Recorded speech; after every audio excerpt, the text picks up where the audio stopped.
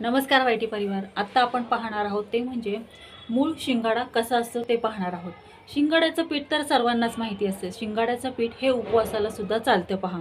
पण मेन शिंगाडा कसा असतो ते तुम्हाला माहिती आहे का? म्हणजे शिंगाड्याचं पीठ होण्यापूर्वी शिंगाडा हा कशा पद्धतीचा असतो हे कितीक लोकांना माहिती आहे मला तसं कमेंटमध्ये नक्की कळवा।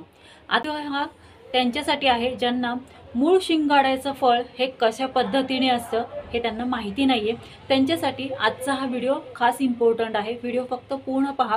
व्हिडिओ आवडला तर व्हिडिओला नक्की लाईक करा। तर पहा, अशा पद्धतीचं हे शिंगाड्याचं फळ असतं।